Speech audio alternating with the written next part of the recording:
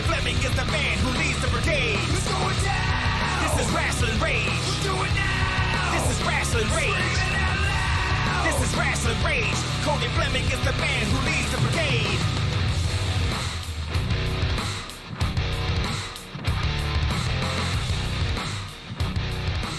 And now it's time for Rasslin Rage with your host, Cody Fleming. Hey, what's crack-a-lacking? Hey, let me get rid of this thing here. That thing's in the wrong spot.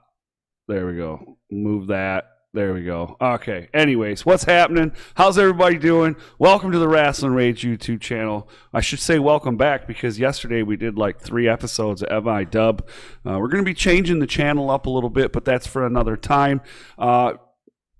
Thank you for joining us. Click the thumbs up if you're liking what you're seeing. If you're not liking what you're seeing, click the thumbs down. I really don't give a fuck either way. Up, down, over, sideways, throw gang signs, do whatever you need to do. It does not bother me any way, shape, or form. But you can also subscribe to the channel. That'd be awesome because, you know, we like subscribers and that's cool too. We also have sponsors. Their links are available down in the description. Make sure that after the show is over, that you go down there, you give them a like, you give them a follow, and you give them a subscribe because that would be really cool if you did that. Tonight, here on the Rasslin Rage YouTube channel, I am joined by these two guys. One, we have Ethan down below, and then we have Clinton over there. Where is he? Wherever the fuck I am. He's over I'm there. Just an abstract, man. He's over there. But thank you for coming on the channel. Welcome. By the way, this isn't the first time you've been on the channel, but it was like I was on your stuff and you were on my stuff at the same time, simultaneously. Is that a word? Yeah, that's a word. That at the same time. But now you're just on my channel right now. And I've been on here pre-recorded too. So yeah. Oh yeah, I forgot about this is real. Right. Yeah, you're not cutting promos in a car. Yeah, over on our channel, you had a Hall of Fame performance in a quiz show that will probably never, ever be topped. Not in this decade, no. I was pretty stoned after the end of that. You were. It was Jordan's flu game. Yeah. Who won again? Bree? Oh, yeah, Bree won. Okay, yeah. Bree. Okay. I forgot, man. Dude, I didn't know shit. As soon as you told me the category, I was like, oh, fuck, I'm screwed. I knew right away. I was like, Josh would have been great at this one for sure. Josh knows a lot about like WWE stuff. I'm not a big WWE guy anymore. I used to be back in the day, but when I was a kid and stuff, which brings me to my first question about you. So those of you that don't know, maybe you do, maybe you don't. These gentlemen here run a podcast. Right now they're currently on, they're taking a little bit of a hiatus. They're doing a rebrand, right? Rebrand or what is it called? Yes, sir. Rebrand, exactly. Okay, they're rebranding, all right? And so they were on Twitch and YouTube. I don't know, are you going to be on Twitch and YouTube going forward?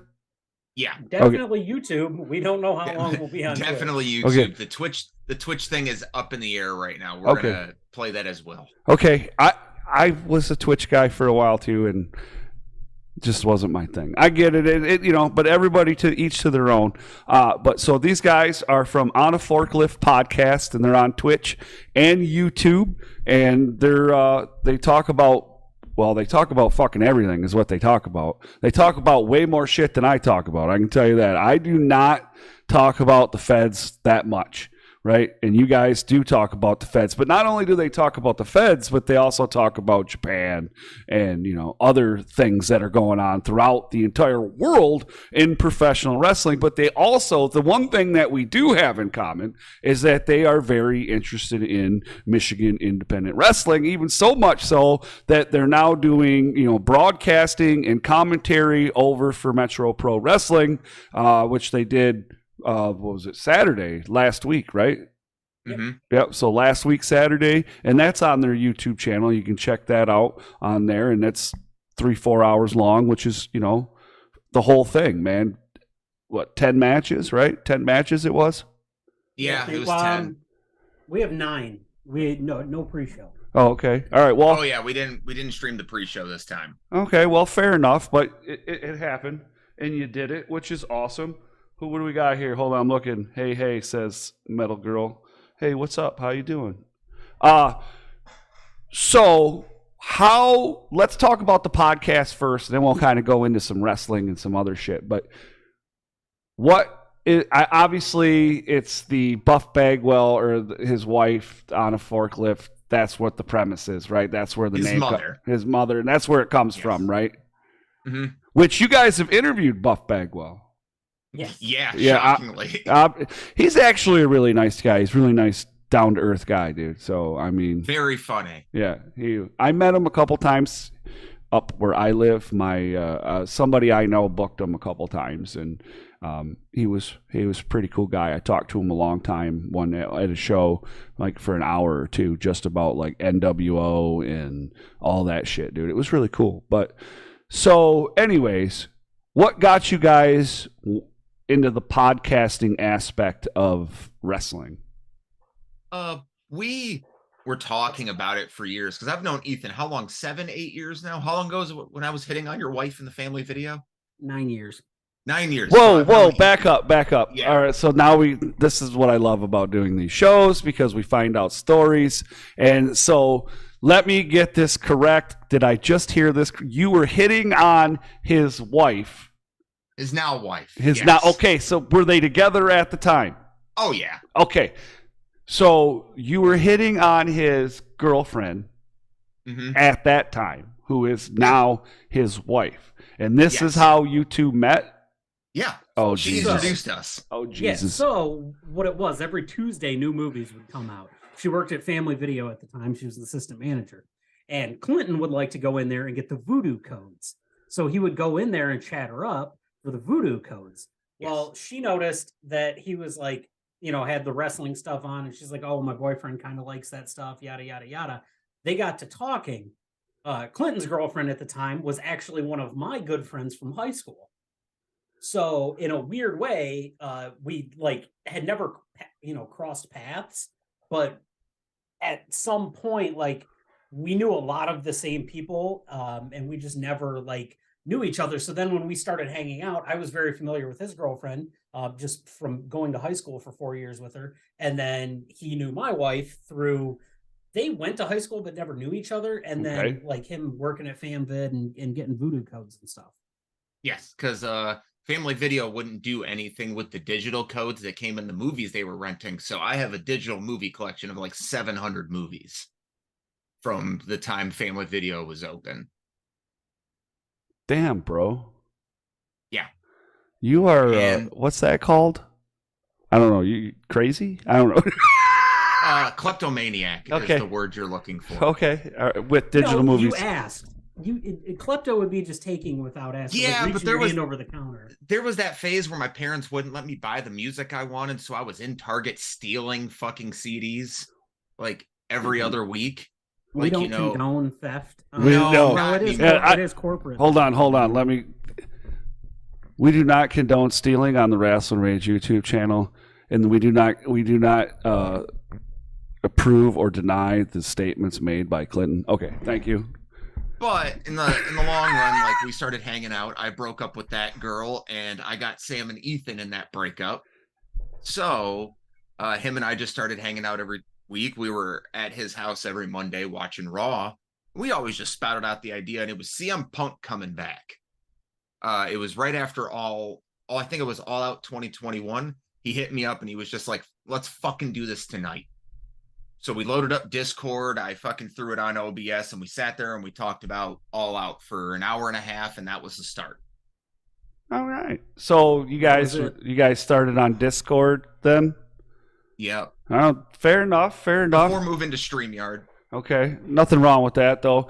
StreamYard wasn't a thing back in the day, I remember. Then that started coming out, and that was that's really cool. I'm a stickler. I don't like paying for shit.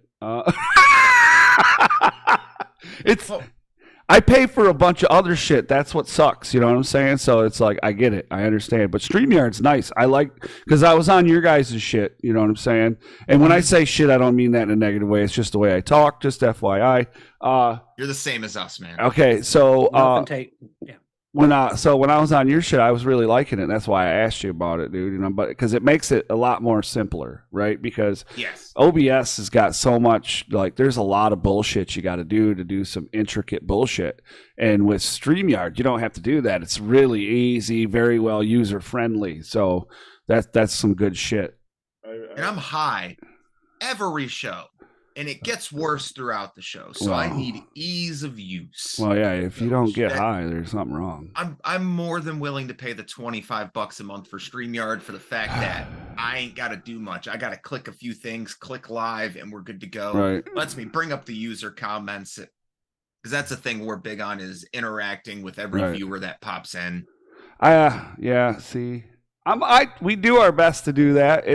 But it is what it is. But so you guys start your podcast, you get going. So how long has it been now? How long you guys been going? Years. 2 years. 2 years. 2 years. How many episodes you guys got? Do you know? 90 podcast episodes. Okay. 7 quiz. No, excuse me. Fuck. We're up to 9 quiz shows on the channel too, and a whole bunch of pack openings. So we've got Okay. more on our channel, and So- 4 live wrestling events. All right. So you guys did pack openings too? So you guys did like box breaks and shit? Yeah. That's cool. Really, we were just hitting the blaster boxes. Okay. So let me ask you this. Was that like doing the opening of the boxes, like figuring shit out? Like what works, what doesn't? Or is it something that you guys like to do? We were struggling to find content for a while. Fair. I get that. Part of what pushed us towards the pack openings is we're both like, we'll buy random packs of Pokemon cards here and there, and we like to open them. We grew up in the Yu-Gi-Oh, Pokemon Magic, all that stuff. Oh, now I know why Right. you guys in AVZ get along so good. That's Mhm. where we actually, I know, Clint, you went to school. I've with known him? AVZ for. I got a funny story about AVZ after the show, but I've known AVZ for about 8 years now. Right. Oh, so I've known him longer than you. Yeah. You've I've known him known for it. the Pandemonium days. I knew it. I've known Alex for about 13 years. We don't And mean that's to where I met out him, when him he as was a fucking nerd. judge. When he was a judge for Yu-Gi-Oh, that's where I met Alex. So, and when he was playing. But yeah, so that's what we did. We started out looking for something to make content. We're like, okay, well, we could invest like a bunch of money to do these goofy little skits and stuff like that on the side, or we could try to do these pack openings. And they started out like doing decent numbers and stuff. But then the product became hard to find. We had started out with the Select, the WWE Select in 2022, and we moved on to doing some of the AEW cards, which are garbage. And then I'm not going to mince my words about that. There's about 3 good cards in that entire set that we pulled. You can actually find a video where we opened up 2 hanger packs that had the back half were the exact same cards, card for card. That's crappy. Yeah, there's was there 25 cards in it, and I think the back 11 were both the same in the same order. Yep. But So we did those, and then we moved on to Chronicle, and we really liked the Chronicle, and that's where we got the best videos out of it. And then we did Nice. that nice Ted DiBiase autograph. Yeah, that's yeah, nice. we caught a couple of Prism boxes, but it just, the problem with the product is they put out so much product, and then B, it varies in quality so much that when you find something and you like it, by the time you find what you like, it's already gone. Like, it's not available. Right. So Our whole idea about the pack openings is all you see online is these people opening up like thousands upon thousands of dollars worth of cards and going like, I've got the main card in the set and blah, blah, blah, or I completed it. Our idea was, we're all in our 30s and we have bills, and we're not able to do that. Most people watching these videos just watch them to see what kind of cards they can get. But we wanted to do it from the aspect of the casual buyer, a guy who can only go in like once every 2 weeks and buy a box of cards.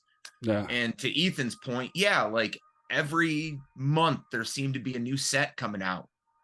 And it's one of those things like comic books Yeah. or anything. Like they're releasing 6 to 8 sets a year. Okay. And some of the boxes for these sets start at $229. Oh yeah. Yeah, I got some cards, but I don't have none of that shit you guys got.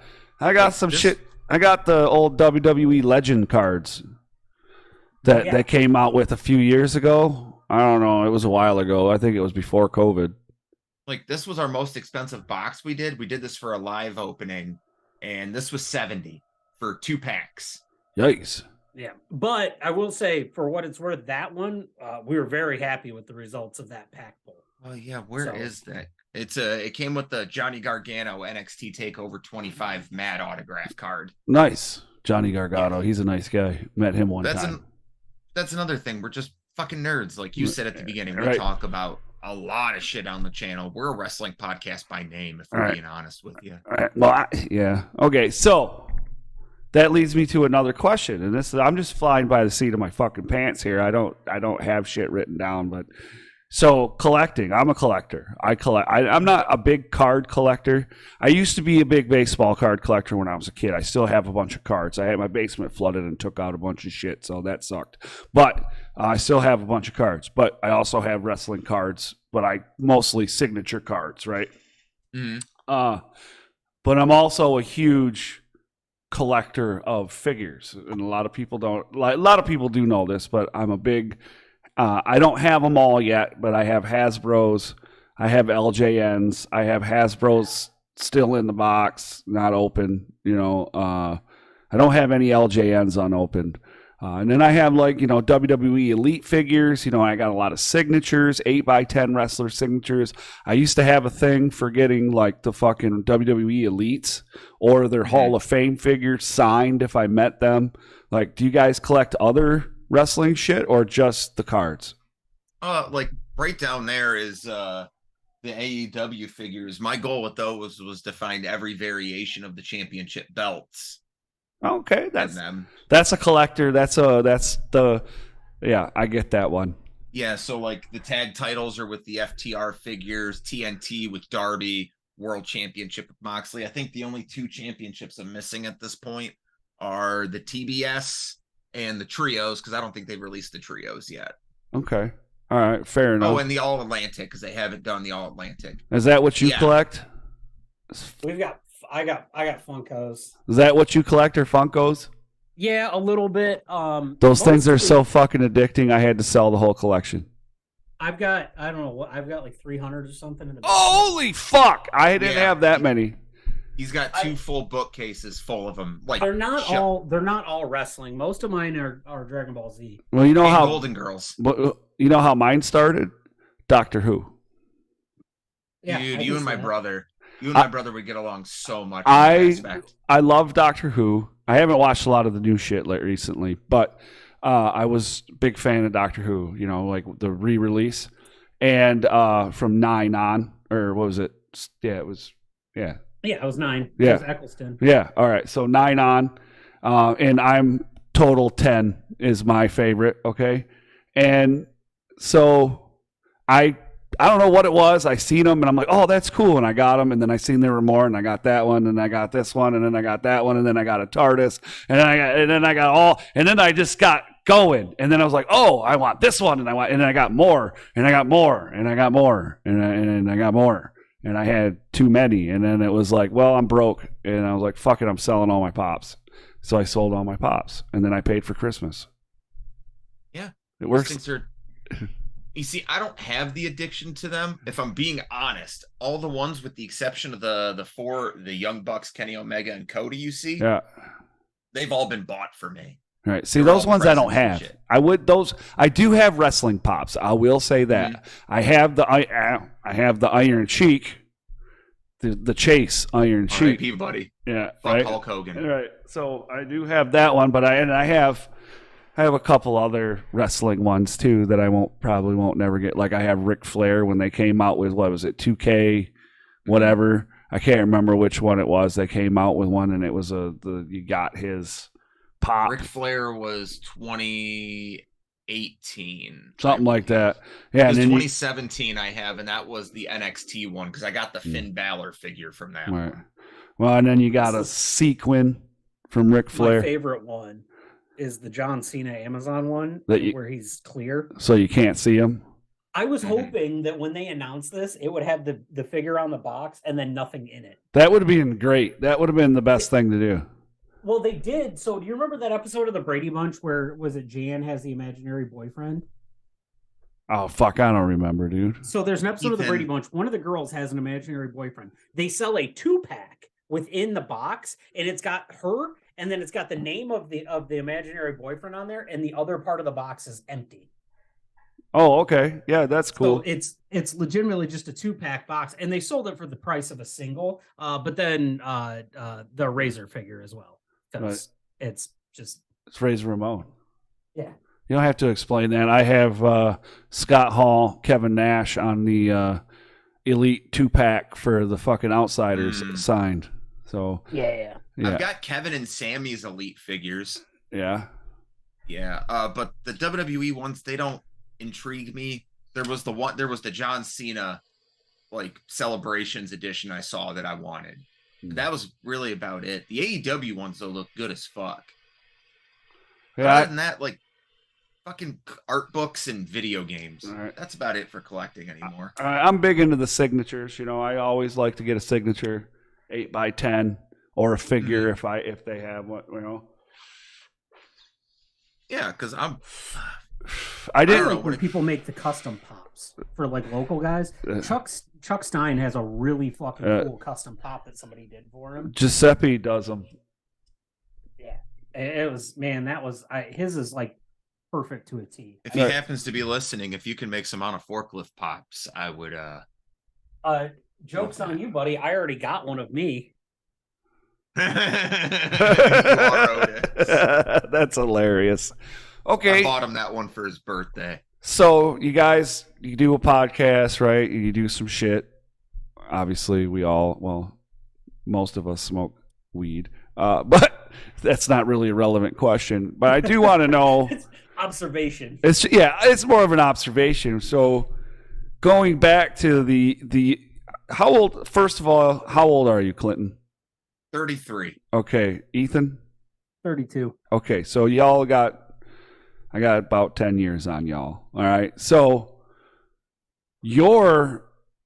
this is going to be cool because I usually have people have different influences. I want to know where your influence in professional wrestling come from. Like, what was your first experience? So Clinton, let's go with you first. Let's tell me like what got you we already talked about the podcast, but what got you into professional wrestling when you were a kid or whatever? I can tell you the exact moment. Oh, okay. I can't do that. Growing up, my dad, that was the thing. We watched WCW every Monday. We watched all the pay-per-views, but it was kind of like I watched it. I didn't really care. The NWO showed up, and Diamond Dallas Page was in the ring with Scott Hall and Kevin Nash. And he put on that shirt, and I was like, this is fucking stupid. And he went and shake the hand of Scott Hall, and he pulled him in, and he hit that diamond cutter. Diamond Dallas Page is the reason I love professional Really? wrestling. Still to this day, my favorite wrestler that's of the all first time I've ever heard that one. Not to be a dick. I have never heard anybody go, DDP is the reason why I like wrestling. That's the first time. Hold on. I think I've got it in here somewhere. Where is it? Where's that fucking autograph? Oh, here it is. He was the first wrestler I ever went and met, and I still have the autograph from him 25 years later. Nice. Bang, DDP. Do you do yoga? Yeah, I did. I used his yoga when I was doing jujitsu because it would help with the involuntary yoga that I was forced to do in tournaments. Oh, okay. Yeah. With Diamond Dallas Page. Okay. I did DDP yoga when Movado was teaching it to get his like DDP instructor's card. He was teaching it to all the students at the school for free. So every Tuesday and Thursday, I would get there early just to do DDP yoga. And that is, I will attest to it, that is the best my body has ever felt. I'm going to have to get me a video or two. So, Ethan, tell me what got you into professional wrestling? Like, when you were a kid. I was a WCW kid as well. Right. So Fair. WCW was I come from a broken household. Dad had custody, mom had custody. But before even all that shit, they were separated. Monday Nitro, the first episode. I'm at my grandpa's house, and this is one of my earliest memories in life, not just in wrestling. But I remember Lex Luger's big, stupid, puffy shirt from that first episode of Nitro, and thinking that Mall of America looked so fucking cool as a kid. I was like, I want to go there, because it always reminded me, like when they put the ring in the middle and they had the elevators and shit. Yeah. It reminded me of when Zordon would pop up in Power Rangers in the big tower. Oh, now you're not talking anything I know about. That's where my mind went, is just different like movie sets. But I remember the first episode of Nitro. And I dabbled a little bit after that, but really what brought that stuff full circle to me was seeing Crow Sting for the first time. Crow Sting. Ah, yes. Crow Sting is what really pulled me in. And it's guys with face paint. For some reason, when I was a kid, it didn't matter if it was Goldust, Muda, Sting, like anybody that had face paint on, I was like, this guy's a superhero. We got to see this. And so that's what like roped me in. Yeah. Coming from the rafters was cool as fuck. Coming down from the rafters, I mean, that shit stopped after a while, but it was still cool to see Sting, and there's a few wrestlers that reinvented themselves throughout the years, right? Hogan being one of them with the NWO, and I don't even really think that was, if you go back and there's that thing they did about WCW and the NWO and what have you, and even Hogan himself, he needed that, dude, right? He needed that. And Sting coming back as Crow Sting and not Surfer Sting, dude, that was like, he stuck with that. Well, I mean, we had the weird one in TNA where he was like the Joker Sting, right? But I mean, for the most part, he stayed with that for a long time. So he's still with that one right now. Yeah, it's the most iconic face paint in wrestling history. Besides Ultimate Warrior. I'll say above Ultimate Warrior. Oh, you're gonna die! I'm gonna fucking stab you. I am gonna fuck. Wait, never mind. I can't say that because I just had somebody I know stab somebody and he's going to prison. So Sting. If you like told me to think of a wrestler with face paint off the top of my head, Ultimate Warrior wouldn't even crack the top 5. Oh, I hate you right now. That's fine. I hate you. I would argue that LOD is more like is more popular. Great Muda. Than Great Muda is number 2. Warrior. Warriors. I know I'm gonna get flack from Cody. I think Warrior's overhyped. I've always thought he was overhyped. I hate all of you, and you should all get thrown off a forklift. Not on a forklift. Listen, off a forklift. Here's the deal. If you book that, I will take the bump. You get Jeremiah to book it. I'll take the bump. Hey, that's fair enough. That's fair Jeremiah enough. Can push both of us off of a forklift. Because listen, I don't know when the last time somebody did a forklift match is, but if they want to make it happen at FU, let's make it happen. Well, we can fit a forklift in Fowling Warehouse, so yeah, we can. Foaling. Mm-hmm. That's how you say it. I was corrected the other day about that too. Absolutely, we can. Yeah, well, there's a good way. It'll be awesome there. I was there last week. Yeah, last week. Yeah, Wednesday when I couldn't make it. Yeah, man. Everybody's fired. Oh, by the way, so this is your first time on the Rasslin Rage YouTube channel, right? But by yourselves, just on the channel, right here, right? Okay, and you know what they call me here?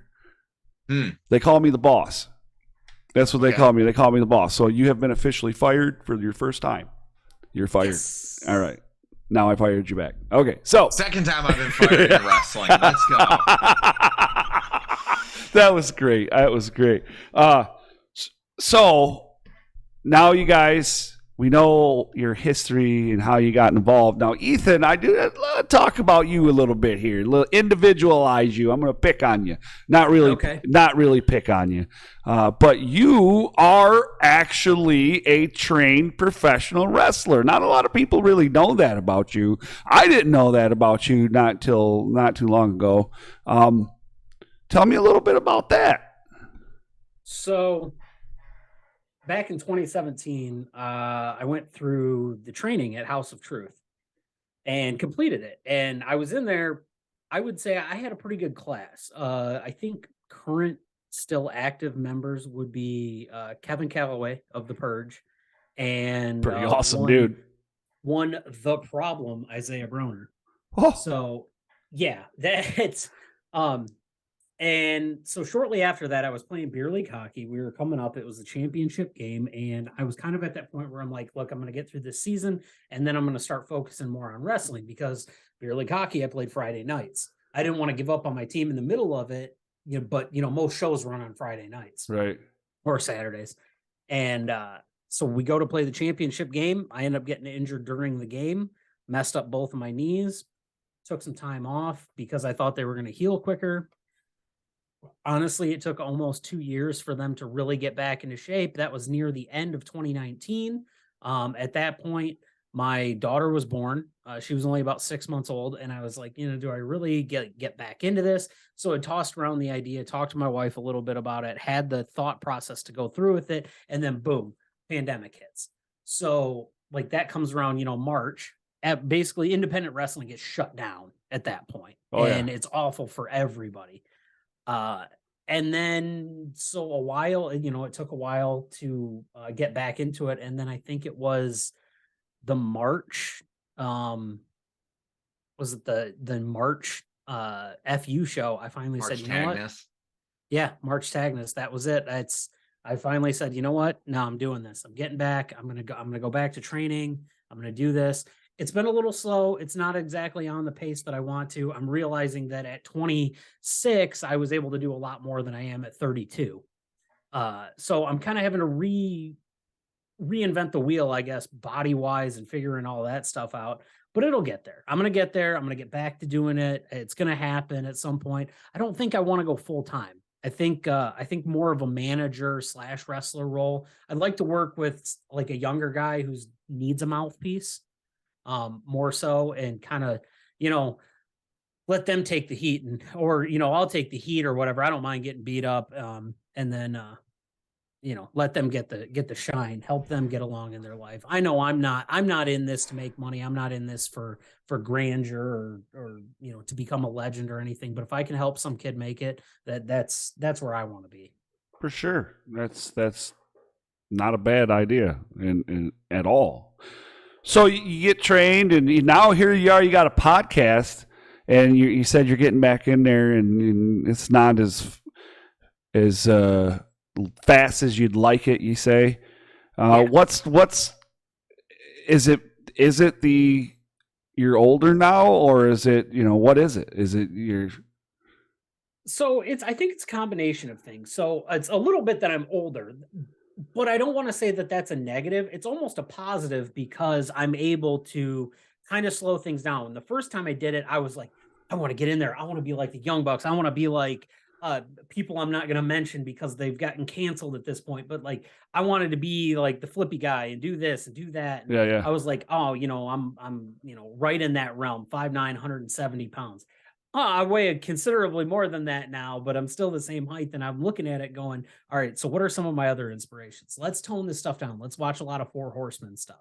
So let's slow it down. And it did help in regards to that, realizing my limitations on my body is, hey, work on your character more. Because a lot of the time you're going to go out there on a Saturday night and no offense to the guys that do it, because there's local guys that are fantastic at it, but I don't want to go out and hit a 450 every single match.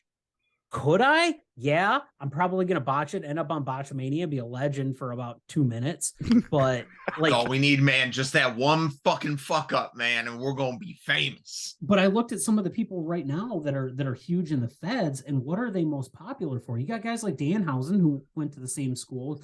Orange Cassidy's an outlier because he can flat out fucking go in the ring. But I look at guys who have really long careers. Arn retired in 96 and he's still been in wrestling ever since then. Yeah. Like that's a guy that I look a lot. I look up to because of the longevity that he's had in the business. Tully's another guy.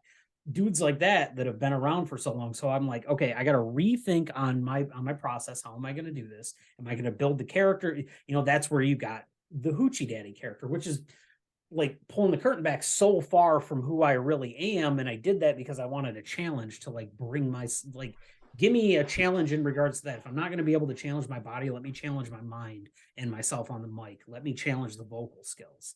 And the other reason that it's going a little slow right now is work is kind of chaotic. And fucking first work. and foremost, I have a family. like flat out. Feel that, like brother. I'm not in this to make money. I'm in this to like entertain. And at some point, my kid gets to see me in the ring. And if I get to be the cool dad for a minute, or I get to be dad's getting his ass kicked for a minute, sweet.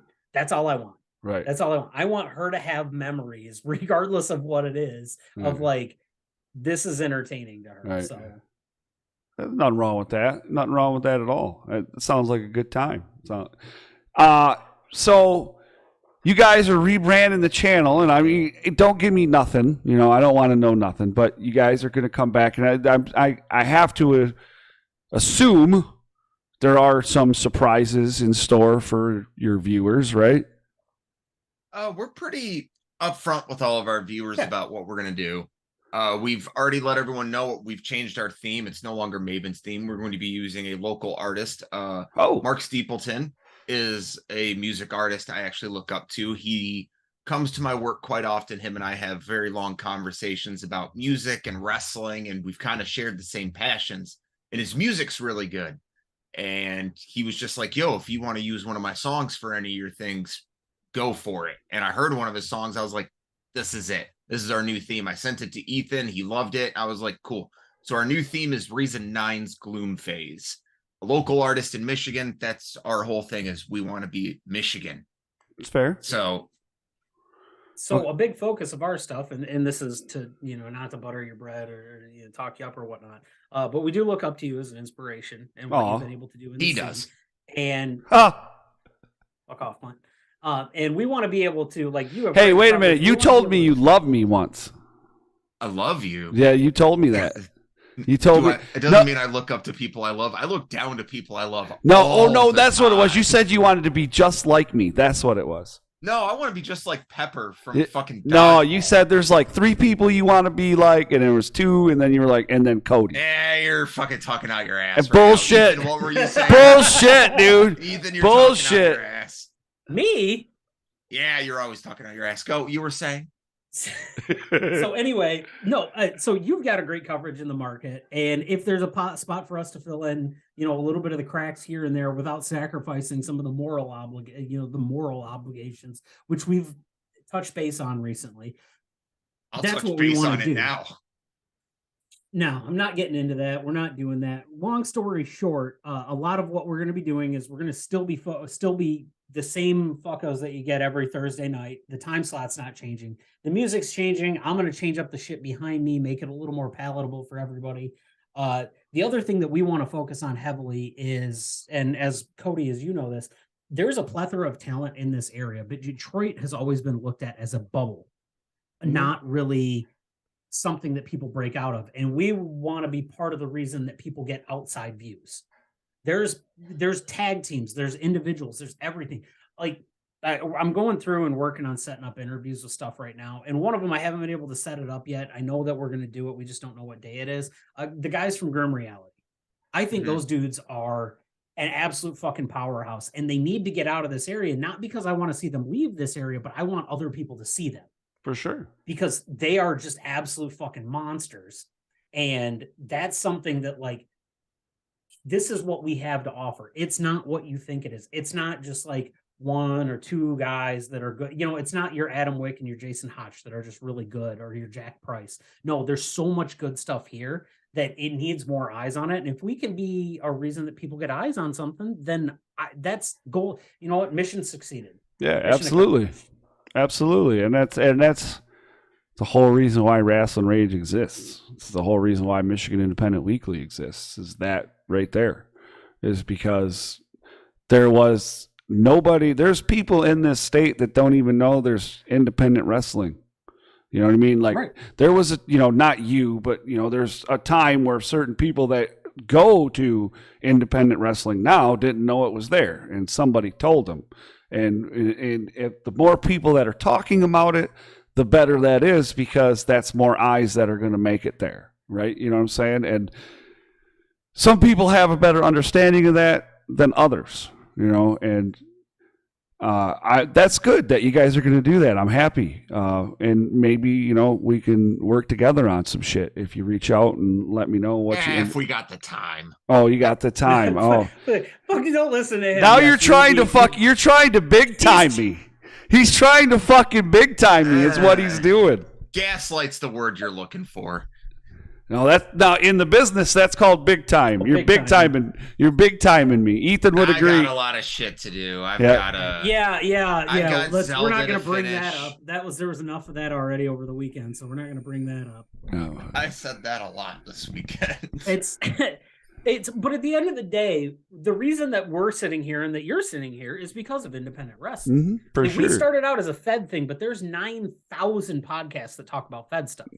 At this point, as far as I know, there's 2, maybe 3 actual podcasts that talk about Michigan independent wrestling. And one of them really kind of covers more of Ohio.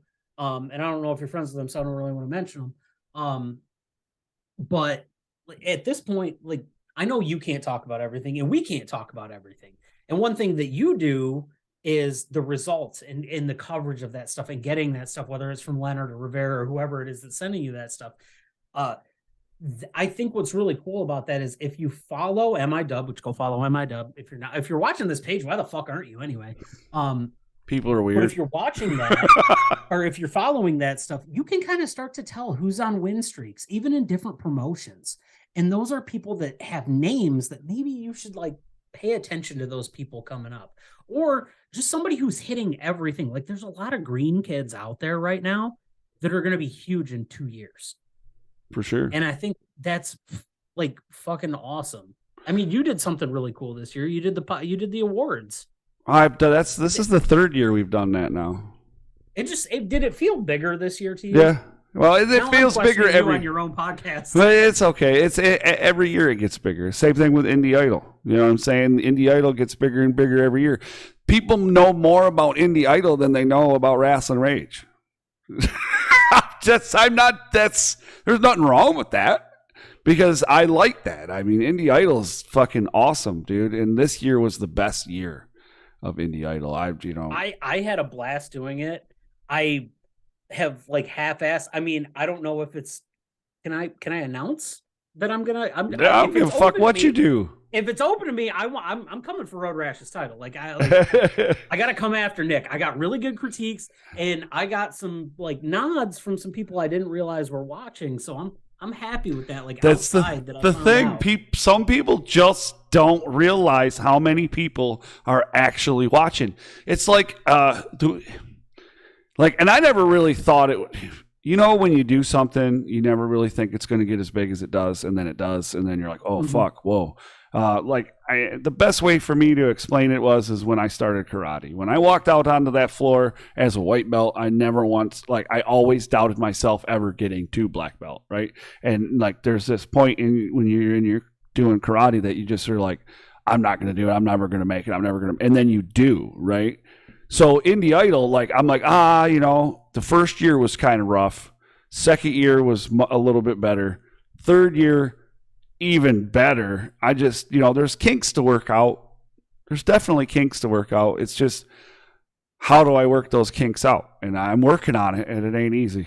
You just cut Alex's mic off at some point. Yeah. So the review shows aren't 6 hours. The thing is, though, is everything he says is very relevant, and everybody, and he wants to give everybody their fair and equal time. So you can't. No, it truly is. I can't be upset about that, and so I really do enjoy Indie Idol. It is a content creator, but that was never the intention, right? I've talked about it many times, but the intention was it was a conversation between 3 people during COVID. How can we help people get better at cutting promos? And then the conversation is started with, well, why don't people cut promos, right? And now we have so many people that are so much more comfortable doing promos. There's more promos that are happening. And now there's people that want to do Indie Idol because they want to see themselves highlighted, you know what I mean? And get that exposure. Because there are people that watch that shit. So it's a good time. I was a little worried. I didn't know what I was going to do if he came back to judge. Because now there would be that, like, cause so then if ABZ wants to judge still, if Davison wants to judge still, and then Nick, now I'm going to have to take a back seat. You know what I'm saying? If Road Rash wants, I'll take a back seat, and I'll just have to be a producer. I think you would have had a like a vote on the side of that. But you talk about like the weird stuff, and things that we've realized since podcasting this, not to take it back from that, but Clint, what's the strangest place we've had somebody watch a show from? Like analytically wise. Probably the venue we're streaming from. I mean, that's fair. I think he was talking about like location. No, that's what he means. Like people have streamed our show from inside the venue that we're streaming the show from. I found our stream on an illegal website one time. Like, I literally went into the stream and I was just like, this is free on YouTube and you don't have to give your computer a virus. That's crazy. I think we've gotten views from like Austria and things like that. The like UK for sure. Yeah, UK, Russia. We actually have a pretty decent audience out in the UK. Shout out to Jord for helping. Thank you, Jord of the North. That's awesome.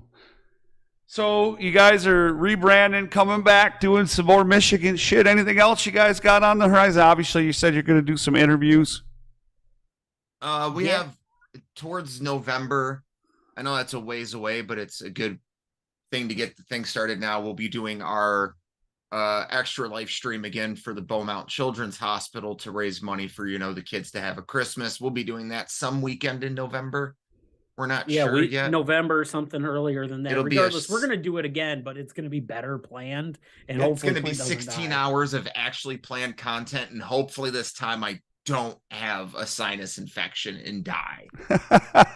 Well, hey, man, you're never going to get better at something unless you do it, right? So you do it the first time, you go, okay, this is the mistakes we made. We analyze, we evaluate, and then we do it again. We got more shows coming up with Metro Pro Wrestling. Their next show on July 1st. We'll have Carlito on it. You can find that over on our channel on July 1st live. We'll also be uploading more local wrestling matches, like in full.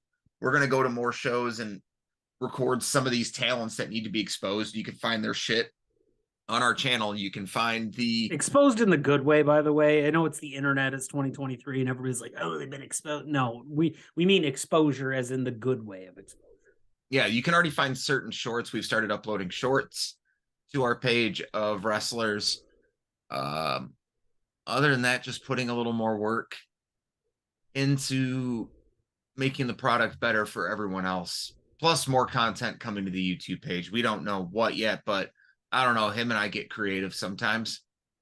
Yeah. Hey, we're coming up on a year of putting me through a piece of plywood. Maybe we'll get a real table this time and do that.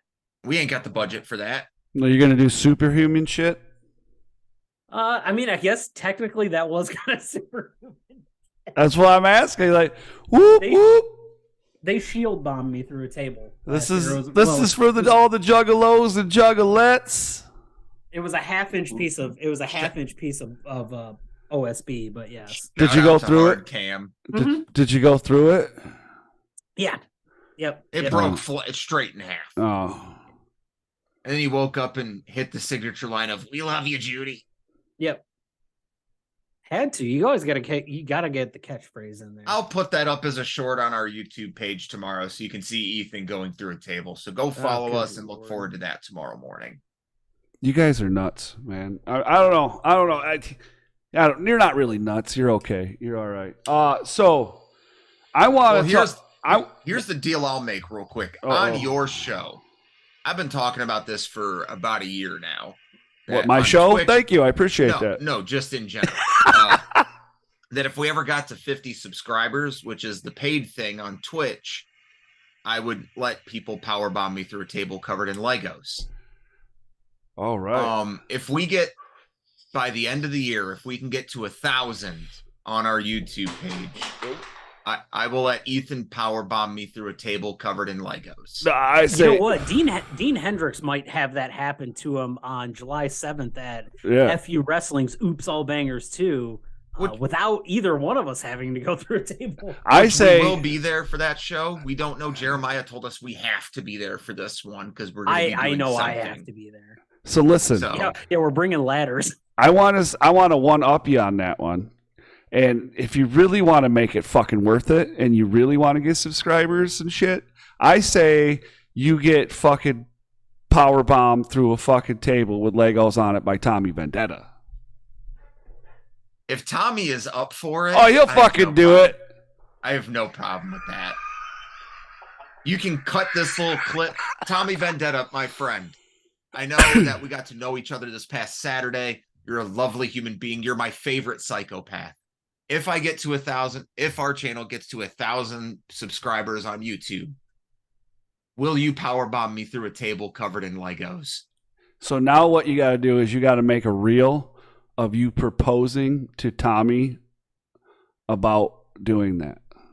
I will. I'll propose to Tommy in the If it middle of the ring. happens, can you? Okay, so it's a month from today. Is the Brickland match, because we have to use bricks. We cannot say the L word. Cease and desists have went out. Oh, yeah, I forgot. Formerly known as the Legoland match. Right, FKA. It's a month from today. What if he just snaps and does that to you anyway? Like, can you, like, I'm not going to stop him. Have you seen I'm not him? going to stop him. Listen. I'm going to laugh. You guys, okay, I'm going to pull my phone out and be like, okay.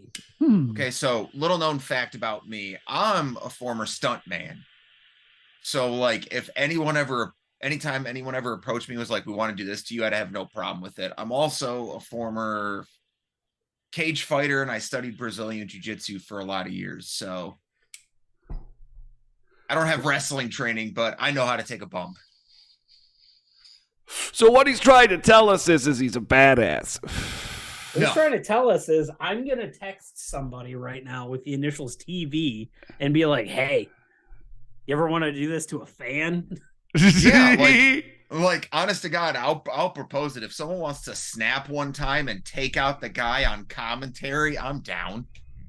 It wouldn't be on commentary. I hope he just drags you out of the audience. If you tell me that that's happened, I'm coming. I want Cody's call. Oh, yeah. Because I get crazy. I want Cody's call, and I don't want Harper to know it's happening, or Guru, whoever's on commentary. If it happens at FU, it'd be Guru. Yeah, I don't want Guru to know it's happening. It'll be Guru. I don't let me know either, because if it does, I'll be like, "Whoa!" It'll be great. It'll just be one of those moments you're like, "Oh shit, it is happening!" I remember. I'll be here. Oh, I'll be there to record it. Bree says, "Okay, so I think that's we're gonna end that here tonight. We about an hour, and we'll come back on. We'll do another conversation." So I was going to tell you guys, you guys are changing some shit up. I'm changing some shit up. Tell me, Daddy. Since you talked about your shit, I'm going to talk about my shit. So you were talking about we've been doing the results, right? And so what happens? It's really, you guys know how wrestling is, man. It's wrestling, and sometimes we get results, sometimes we don't. Sometimes we get them a day later. Some days we get them 2-3 days later. Right. And so if we don't get them on Sunday, what do you think happens? We don't do a show. Right. So I want to stop that trend. And so I think, and I talked to Josh about it, and we're going to stop doing results on Sunday. And instead of doing results, we're going to do topic discussions. And we're going to do, and it's going to be Michigan-based, obviously, but, if you go back and you look at the channel back during COVID, we didn't stop. We kept going. Wrestling stopped, but we didn't. And so we did, one night we did thumb wrestling. One night we had characters and everything. It was great. Josh was Dirty Black Josh. Yeah,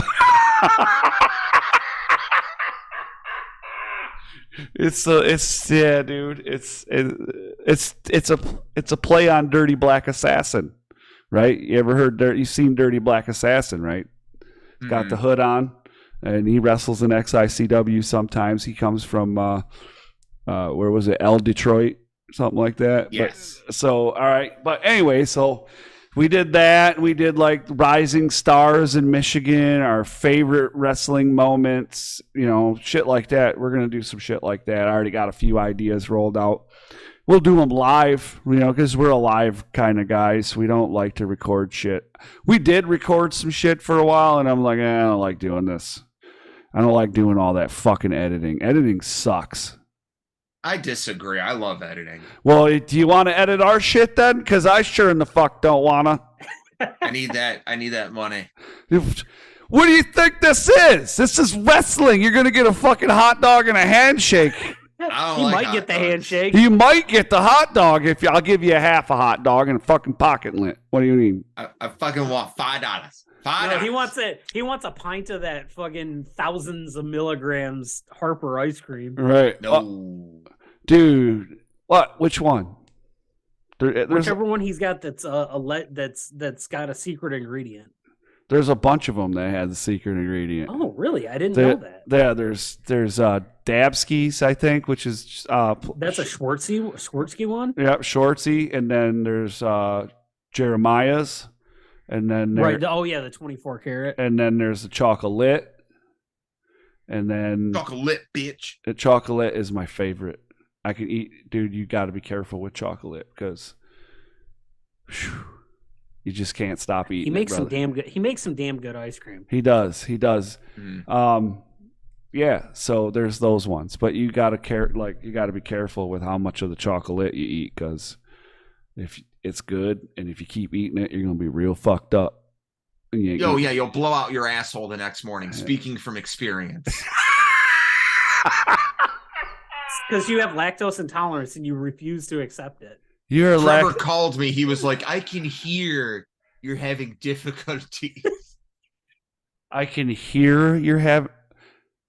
Oh wow, bro.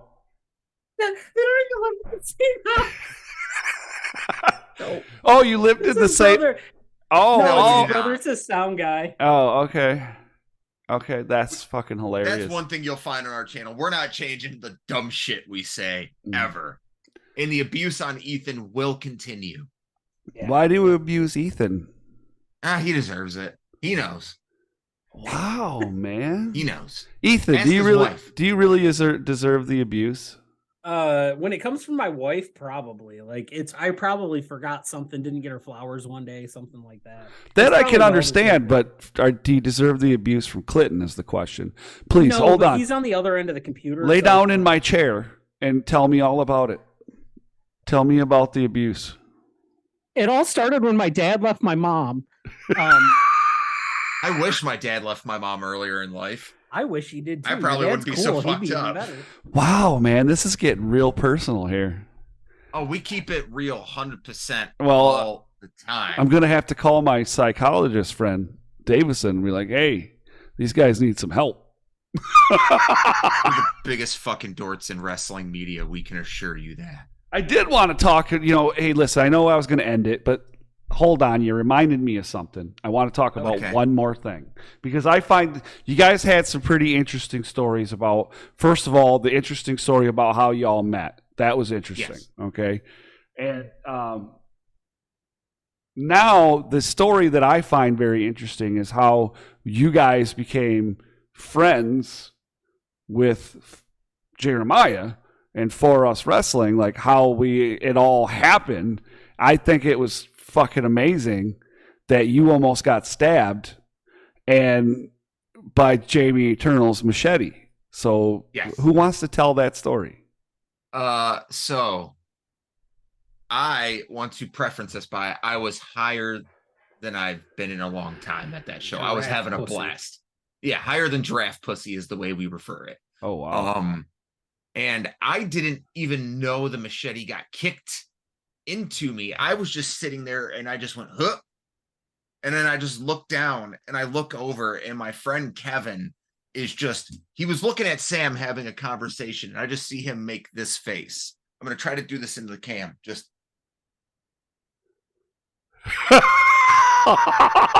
And he starts reaching out to me and he tells me on the car ride home, he was like, I was watching my friend die. He was like, that's what I thought. I was like, I just watched my friend get killed. That's So, hold amazing. on. And then AVZ reaches down very carefully and goes, "Can I have that?" And I'm just like, yeah, I didn't even know what happened. I'm And sitting then- next to him going, looking at him, waiting for him to process what the fuck happened. And then next thing you know, I'm in the wrestling ring. Like, I didn't even remember that until I rewatched the show the next day. So that's not the time that was my first FU show. Nasty Bumps was my first FU show. That was not my first FU show. That was not Clint's. Clint actually went to the one before that. That was, I don't remember what your main event was, but It was the six-way scramble match for the FU title. It was Mark Ross and a bunch of others. Oh, the one where the title changed hand a bunch of times? Yeah, the match I remember the most was Adam Wick versus Maximilian in the hardcore match. Okay. That's the match. But I went to that show and someone behind me was bitching about Mark Ross's entrance because, you know, he does in the air. Yeah. And Jeremiah just walked by and made a comment. And I just turned around. I was like, I fucking love you. And then as soon as I said that, I saw Jeremiah walking by. I was like, you want to smoke some weed and shit? Shoot the shit? And we went outside and we smoked and we became friends. And then I hit up Ethan. I was like, let's interview this guy. That was our first wrestler interview was Jeremiah. Oh boy. And we scheduled it for an hour and it went almost 2. That fair. And then he was just like, yeah, every one of you guys come to the next show. We all showed up and then we all just started partying and we all got shit housed. It's easy to do. It's easy to do. Except me. I just got extremely stoned. As you saw in the video when I was getting pulled in the ring and you were screaming, please don't sue. So there's a little bit of backstory there too, though, Clint. So because Clint has known AVZ for quite a while, Clint at one point was in an AVZ promo. In this AVZ promo, he was in a wheelchair outside of a hospital. The content of the promo doesn't matter, but the fact is it was against Jamie Eternal.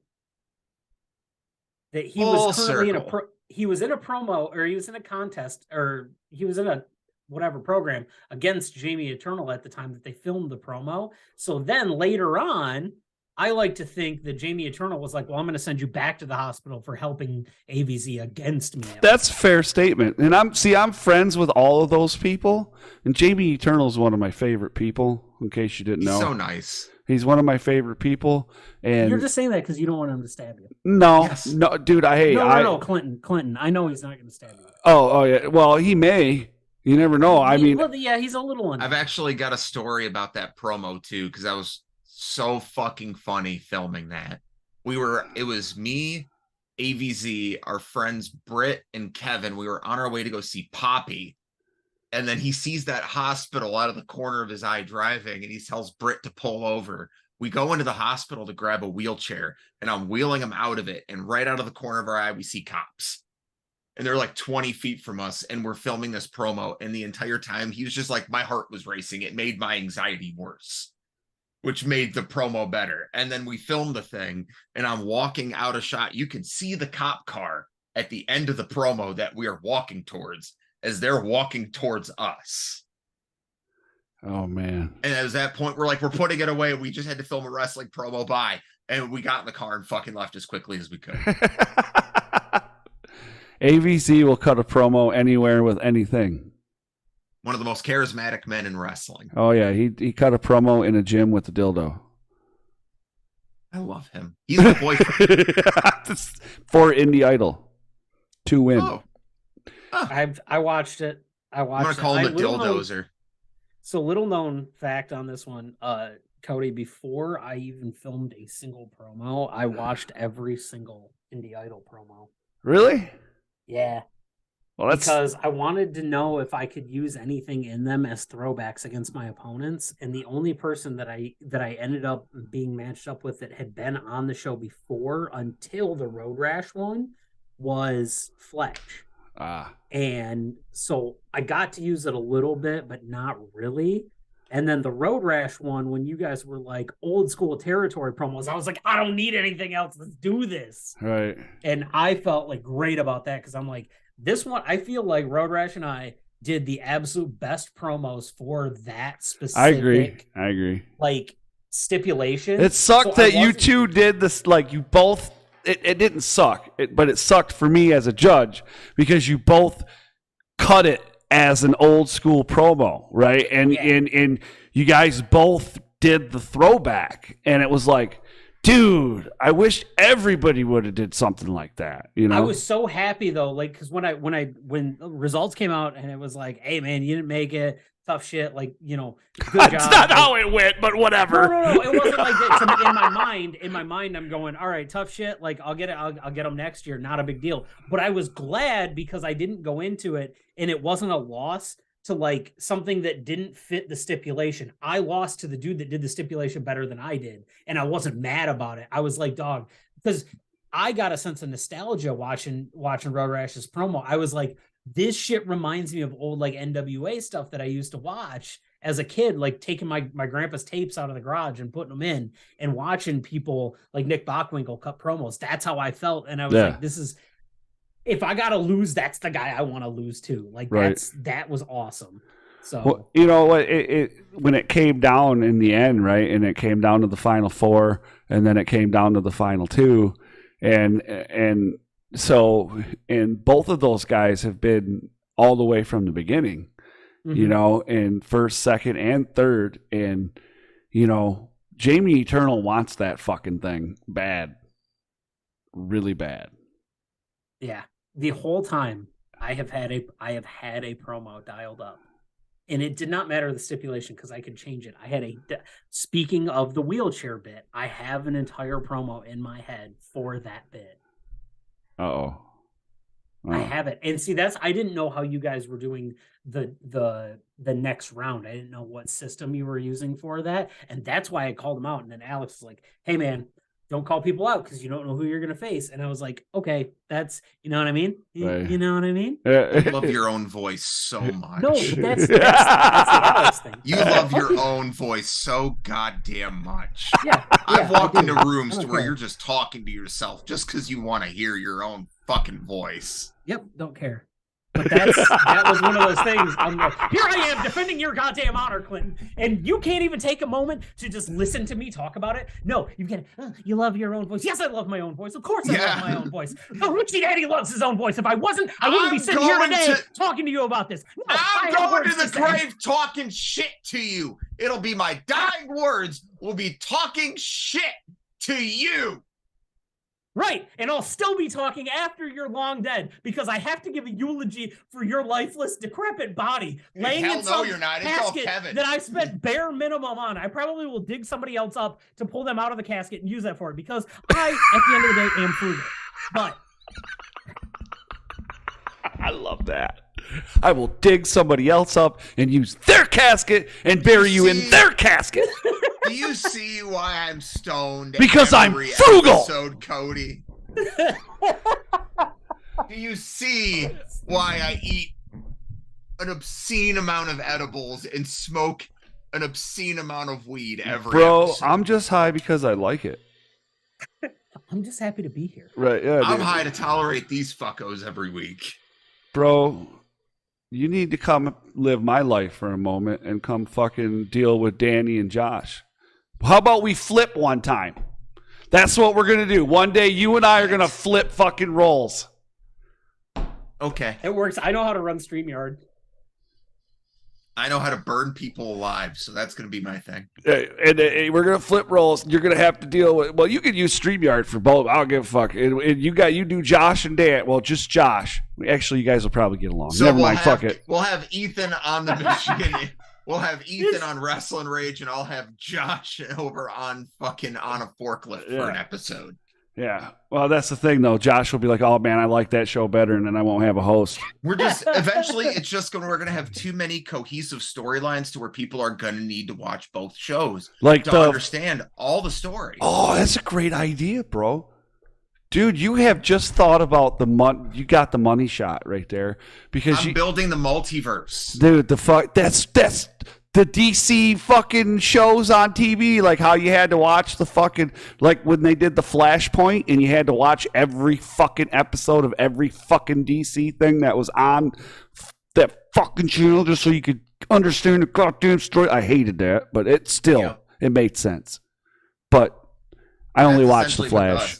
You only understand that my brother has the hugest hog in the world if you happen to watch our May 29th episode in 2022.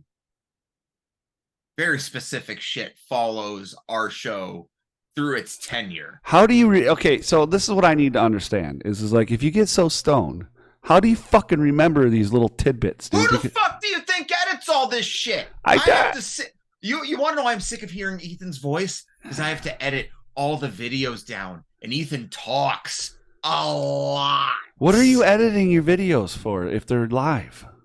Fucking, we have best of compilations that go up. We upload little clips up to our Instagram pages and shit. Like TikToks. Fuck you. You're TikTok famous, Clinton. Get out of here. Not really. Mr. Almost 9,000 followers on TikTok. I don't post on there anymore. I'm too tired and bored. Dude, that's too much shit to do. Same. There's 2 new Pokemon filters. You got to get on there because your Pokemon content blows up. Are you fucking kidding me right now? No, I have a Pokemon video on TikTok with 90,000 likes and almost 1 million views. Why aren't you using that to build your fucking following for TikTok? Because TikTok is a thing about trends. It only follows trends. The trend at that time was Pokemon Scarlet and Violet. It was 2 weeks after. It was one of them perfect storm things where I happened to upload the right amount of anger about a game at the right time. And with trends and shit, it's just hard to follow the trends. And I don't dance for fucking anyone. I ain't gonna get on here and do a ooh woo dance and shit like that. No, man. I fucking You just did one. I don't fucking do that shit. I upload stoned. I get angry and upload stoned thoughts. You don't think that uploading content prevalent to your channel in wrestling on TikTok isn't going to at least put some eyes on your shit? I do the TikTok. I do the wrestling. Yeah, content. and even Ethan will even attest to this. The wrestling TikTok market is oversaturated at this point. I will tell you this. Somebody who is very good at the wrestling TikTok market is Bree. Yes. But I like my big claim to fame on wrestling TikTok is I got blocked on by Rebby Hardy and she stole my idea. Fuck that bitch. That is a true story. Agreed. I mean, not in the literal sense of the words that I said, but you know what I mean.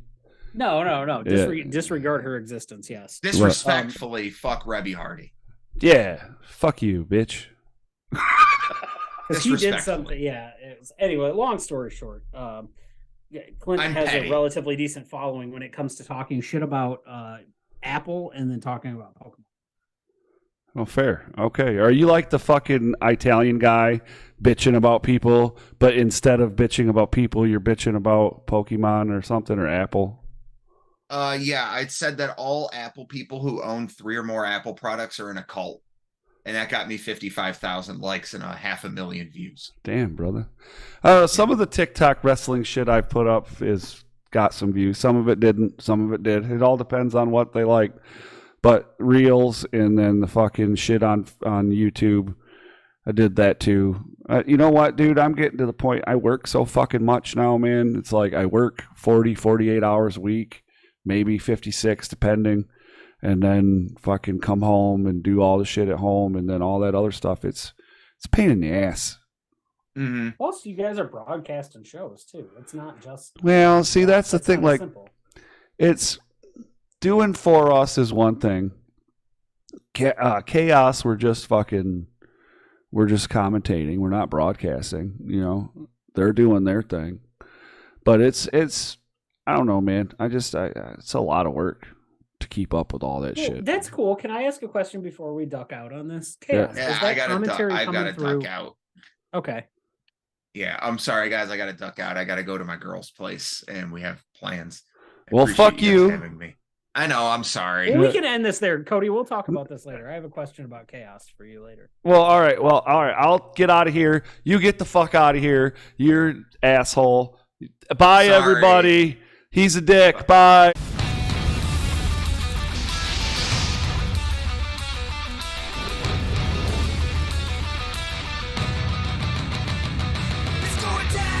This is Rasslin Rage. This is Rasslin Rage. This is Rasslin Rage. Cody Fleming is the man who leads the brigade. It's going down.